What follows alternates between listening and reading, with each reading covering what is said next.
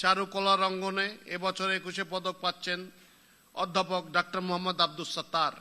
অধ্যাপক ডক্টর মোহাম্মদ আব্দুস সাত্তার ঢাকা বিশ্ববিদ্যালয়ের চারুকলা অনুষদের প্রাচ্যকলা বিভাগ হতে শিক্ষা গ্রহণ করে পরবর্তীতে একই বিভাগে শিক্ষক হিসেবে যোগদান করেন। তিনি বাংলাদেশে অনুষ্ঠিত এশীয় চারুকলা প্রদর্শনীতে ছাপচিত্র বা প্রিন্ট মেকিংয়ে মাধ্যমে গ্র্যান্ড অ্যাওয়ার্ড বা স্বর্ণপদক অর্জন করেন। 1988 সালে লুবিয়ানা আন্তর্জাতিক প্রদর্শনীতে 125 জন বিশ্বসেরা শিল্পীর তালিকায় তার নাম অন্তর্ভুক্ত করা হয়।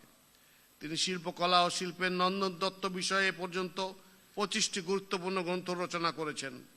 200টিরও অধিক জাতীয় ও আন্তর্জাতিক প্রদর্শনীতে অংশগ্রহণ করা এই শিল্পী 9টি পুরস্কার অর্জন করেছেন। চারুকলায় অসামান্য অবদান ও শিল্প বিষয়ে গবেষণাধর্মী কাজের স্বীকৃতি স্বরূপ অধ্যাপক ডক্টর মোহাম্মদ আব্দুস সাত্তারকে 2026 সালের 21 পদকে ভূষিত করা হয়েছে।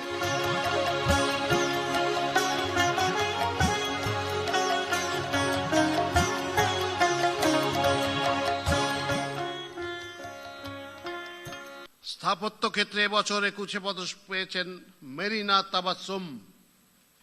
মেরিনা তাবাসসুম একজন আন্তর্জাতিক খ্যাতিসম্পন্ন বাংলাদেশী স্থপতি এবং শিক্ষাবিদ। 2005 সালে তিনি মেরিনা তাবাসসুম আর্কিটেক্টস, ইংরেজিতে MTA, প্রতিষ্ঠা করেন, যা জলবায়ু, প্রেক্ষাপট, সংস্কৃতি এবং ইতিহাসকে প্রাধান্য দিয়ে কাজ করে। শিক্ষাবিদ হিসেবে তিনি নেদারল্যান্ডসের ডেলফট ইউনিভার্সিটি অফ টেকনোলজির অধ্যাপক এবং এর আগে হার্ভার্ড, ইয়েল ও টরন্টো বিশ্ববিদ্যালয়ে শিক্ষকতা করেছেন। 2016 সালে ঢাকার বাইতুর রৌফ মসজিদ এবং 2025 সালে খুদিবাড়ি প্রকল্পের জন্য 2 বার সম্মানজনক আগা খান পুরস্কার অর্জন করেন। 2024 সালে মার্কিন সাময়িকী টাইমসে বিশ্বের 1000 প্রভাবশালী ব্যক্তির তালিকায় তিনি স্থান পান।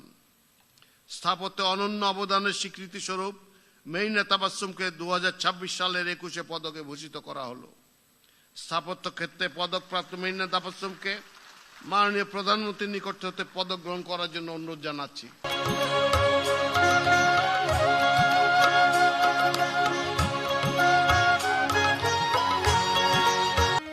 শিল্পকলার নৃত্য অঙ্গনে এবছর 21 পদক পেয়েছেন অর্থী আহমেদ।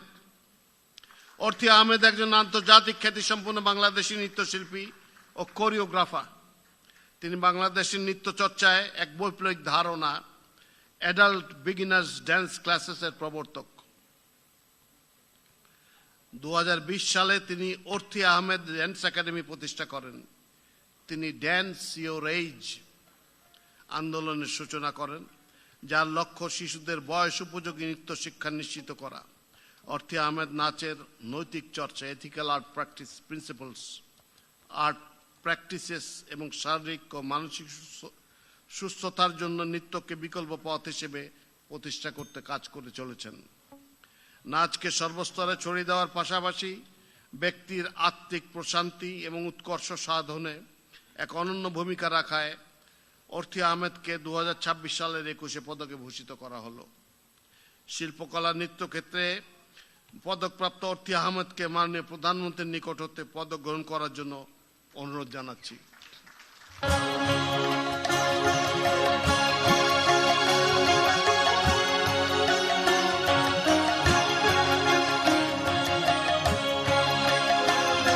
পালাগান অঙ্গনে এবছর 21 পদক পেয়েছেন ইসলাম উদ্দিন পালাকার।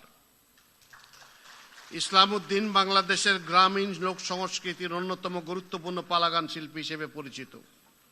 তিনি 1988 সালে পালাগান শিক্ষা শুরু করেন। তার দল হাওড় অঞ্চল সহ বাংলাদেশের বিভিন্ন অঞ্চলে লোক সংস্কৃতি ভিত্তিক পালাগান পরিবেশন করেন। তার উল্লেখযোগ্য পালাগান এবং গানের মধ্যে রয়েছে কমলা রানী, সাগর দিঘি, উতুলা সুন্দরী, দেওরা ইত্যাদি উল্লেখযোগ্য।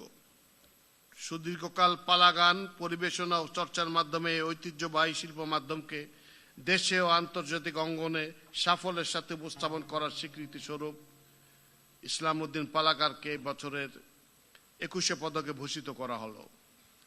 শিল্পকলা ক্ষেত্রে পদকপ্রাপ্ত ইসলাম উদ্দিন পালাকারকে মাননীয় প্রধানমন্ত্রীর নিকট হতে পুরস্কার গ্রহণ করার জন্য অনুরোধ করছি।